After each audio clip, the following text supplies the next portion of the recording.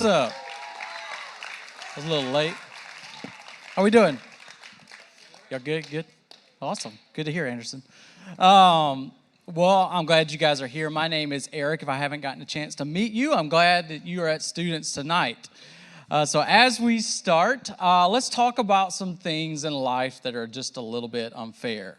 Maybe you consider yourself a funny person, like you think you can tell jokes and they work. Oh, I see this. Somebody down here thinks they're funny. Maybe you tell a joke and you get crickets. Your friend walks up, tells the same joke, and everybody dies laughing. That's not really fair, right? Right? Yeah. Maybe you're the type of person that has to study for like 2 hours just to get a C. But you have a friend who can study during lunch period and they get an A minus. Isn't that the worst? Anybody know anybody like that? Yeah? Maybe you are a type of person that needs 3 alarms just to wake up and you still oversleep. But you have a friend who wakes up at 6 a.m. every single day and they're so happy to be in the world and they get early everywhere they go. Isn't that unfair? Or maybe my personal favorite is the drive-thru. You get to the drive-thru and the 3 cars in front of you get their food, no problem. You pull up to the drive-thru and it's like they're surprised to see you there.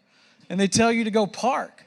And then you see like the 3 cars behind you get their food, no problem. That's pretty unfair, right?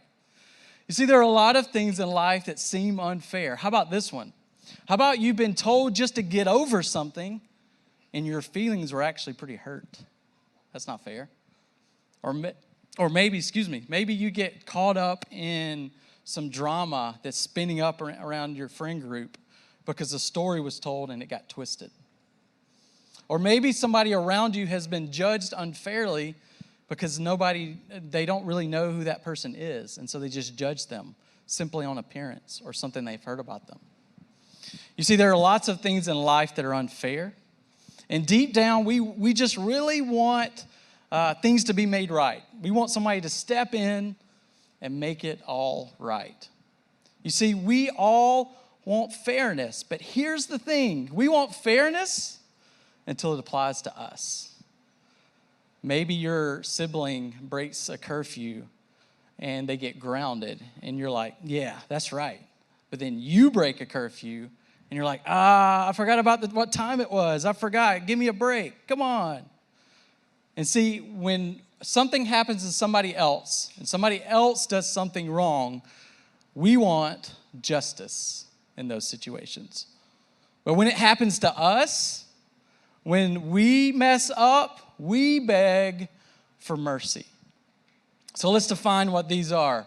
Justice is when you get what you deserve.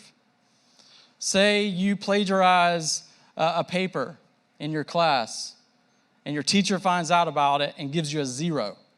That's justice. But here's mercy. Mercy is when you don't get what you deserve. Maybe the same class, you plagiarize a paper, your teacher finds out and lets you redo it. That's mercy. That's what that's all about. So what does this have to do with our faith? What does this have to do with following God? Well, what if I could tell you that the God we serve cares just as much about mercy as they do about justice? What if God is both completely just and completely merciful at the same time? If that's possible, if that truly is who God is all about, well, that is a God worth following. And that's a God worth modeling our life after. And so that's what we're going to unpack tonight. That is what we're going to look at. And to do so, we're going to continue the series we began last week, all about Moses. And now you might be here tonight and you're like, I've heard of Moses. I've heard about him growing up in church, or maybe I've heard about him in culture. But what's the big deal? Why does his life matter to my life? Well, if you came to church this morning, our pastor Trey reminded us that we study the people in the Bible and we study people like Moses because there's truth there. There's eternal truths that matter to them as much as they matter to us. And so Moses is a great guy to study because there's so many different things that we can learn from his life. And that's what we're going to do tonight. You see, Moses, as we learned last week, was a guy that had been asked to do some pretty big things. And he was also a guy that felt very unqualified to do what God had asked him to do. And tonight we're going to look at something in the life of Moses that's pretty intense. You see, the nation of Israel had been in captivity for 400 years. They had been beaten. They had been dehumanized. They had been made slaves to the Egyptian nation. And it was as if that the whole world had completely forgotten what was happening. And they had forgotten who they were. But God saw the whole time. He knew exactly what was going on. And into this moment, this is what he called Moses to help with. What he called Moses to go and help rescue the nation of Israel. And so God calls Moses to go to talk to the Pharaoh.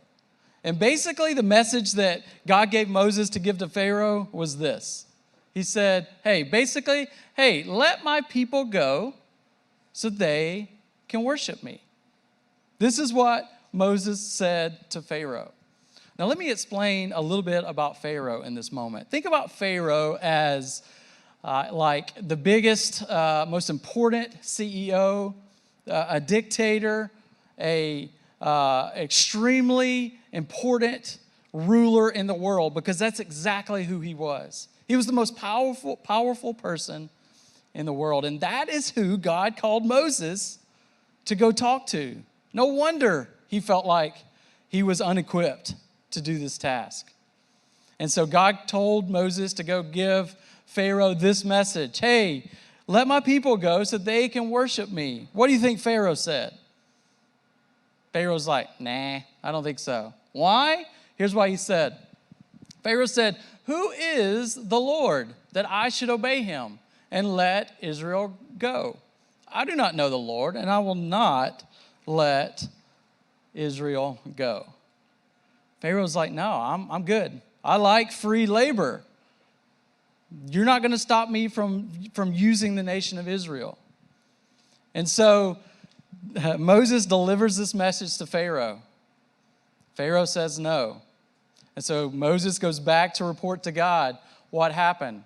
And after every time that Moses went to Pharaoh, he went back many times, over and over.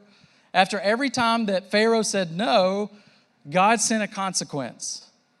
God sent a plague onto the nation of Egypt. I think sometimes in our lives, sin does have consequences. And that's exactly what was happening in Pharaoh's life.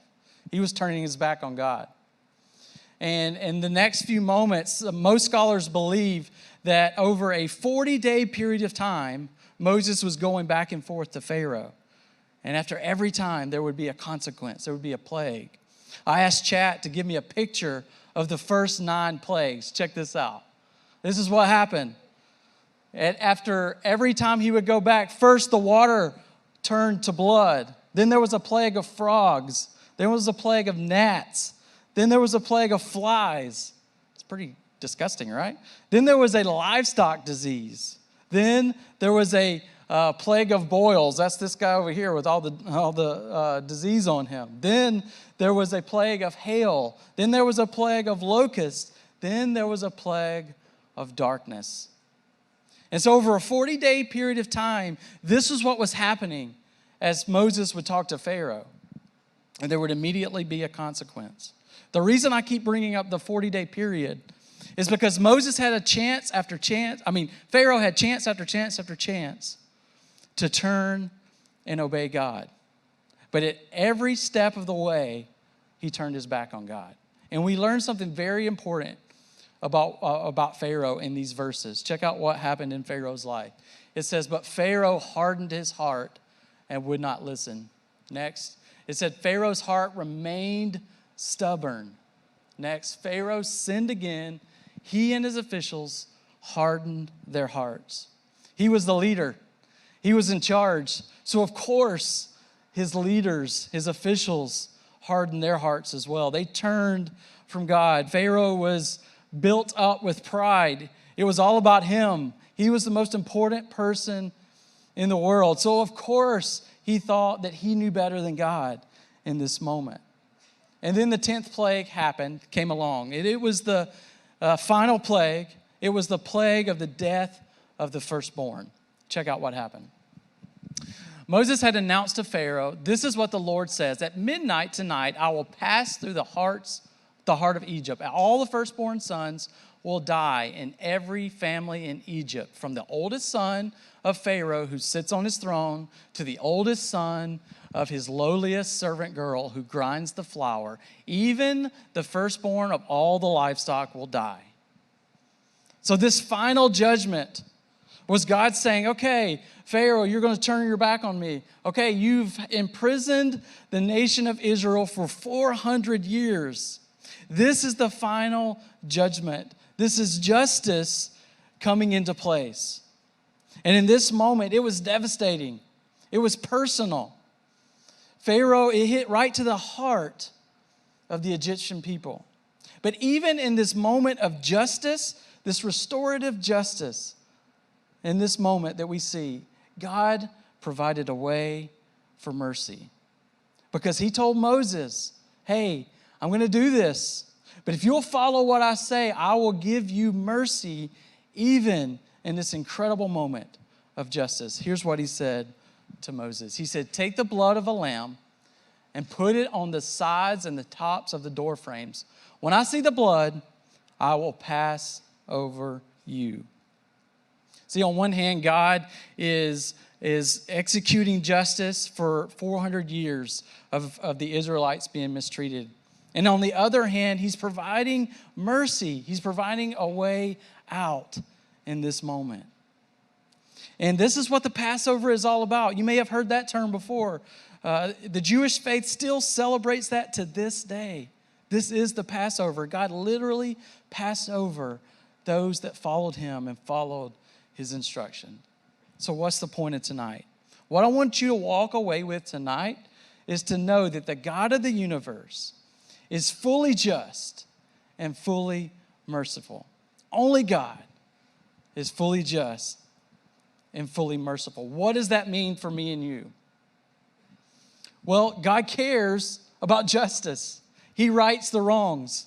But at the same time, our God is so powerful that he provides a way for each of us to find forgiveness and to have mercy underneath it. And what I love about this, and I don't want you to miss this, what I love about studying the Bible is that this moment in time is a foreshadowing of what would happen later.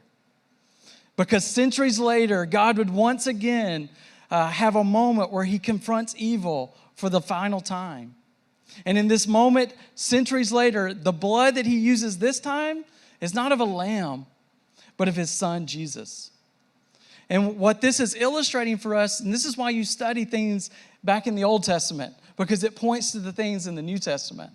And what this shows us is that this is a picture of what God will do in the future. And what another cool thing about this is on the night before Jesus was crucified, get this, he sat down with his closest followers, and they sat down to celebrate the Passover, the thing we just talked about. And his disciples didn't know it at that moment, but in this moment, the next day, Jesus would become the perfect lamb to offer forgiveness for you and for me. And he would right all the wrongs in this one final moment. Because each of us, we have sin in our lives. And that sin separates us from a perfect God. And so God had to finally, in one moment, get rid of sin in the world. And he did that through his perfect Son. Here's what Paul says about this. He says, "For God presented Jesus as a sacrifice for sin. People are made right with God when they believe that Jesus sacrificed his life by shedding his blood." The cross is the clearest picture of restorative justice coming after sin for one final time. and redemptive mercy and forgiveness and grace as Jesus died for you and for me. That mercy and justice collided at in a pivotal moment in history. So if you wonder tonight if God cares about the bad stuff in this world, I promise you he does. He died for it. And if you're here tonight and you're wondering, man, have I messed up too much to receive forgiveness and grace from the God of the universe? I'm here to tell you you haven't. And there's always a chance for you to take a step towards God, because only God is fully just and fully merciful at the same time. So, to recap, we looked at Moses tonight. And why do we look at Moses? Because Moses' life, and in this particular story, shows us a picture of who God is and what God's at work doing all through time. He shows us a picture of God being fully just and fully merciful at the same time with the nation of Israel. And it foreshadowed what would happen with Jesus on the cross. So why does this matter to you? Why does this matter to an 8th grader? How does this affect your life? Why does this matter to a junior? How can it affect your life? Because if God is fully just and fully merciful, then our lives should reflect that as well. So I want to challenge you with 2 things tonight. The first is this: where do you need to show justice? Where do you need to show justice around you? Maybe there's somebody in your school who's always by themselves. Maybe you need to go stand with them. Maybe you need to go be with them. Show them some justice. Maybe there is someone around you that is constantly getting picked on.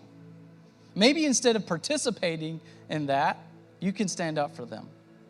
Maybe there are opportunities for you to volunteer at a homeless shelter, or in a foster care system, or with kids with disabilities.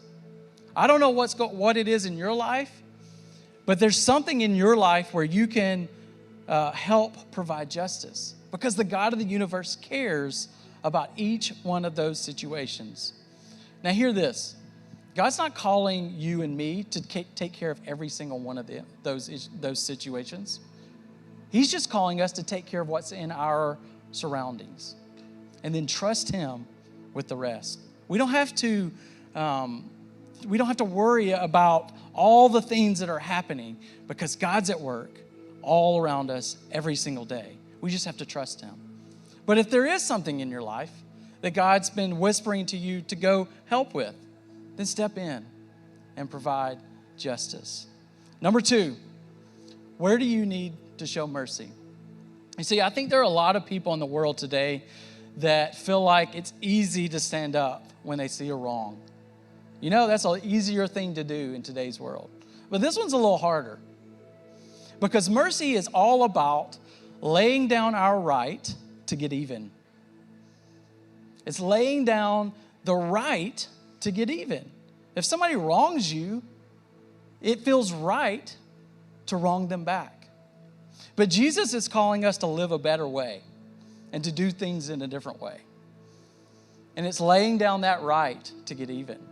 You see, I think our world today needs a lot more of mercy, especially from us Christians. They need to see us living a different way. And so I want to challenge you. Where do you need to show mercy? Maybe there's a friend situation going on and somebody's wronged you. Maybe you need to be a bigger person and offer them mercy. Maybe a sibling has just been getting on your nerves. Maybe you can show them some grace. Maybe it's a parent that y'all just are not seeing eye to eye right now. Maybe you can give them mercy as well. Again, I don't know what it is in your life, but I know that there are opportunities for us every single day to lay down our right to get even. And the reason this is important is, again, if our God is truly just and truly merciful, then we should reflect that as well to the world around us. And as I've said before, I want us to be a group that truly lives this out. I don't want to just come here and hear information and deal with it for 5 minutes and then leave and forget it. I want us to be a people that live these things out. So how can you show justice this week? What is God calling you to do? Where is he calling you to speak up, to step up, to make a difference? And where is he calling you to show mercy to someone in your life? I don't know where it is, but I know that God's calling us to do both of those things. And as we do, we reflect who he is to a hurting,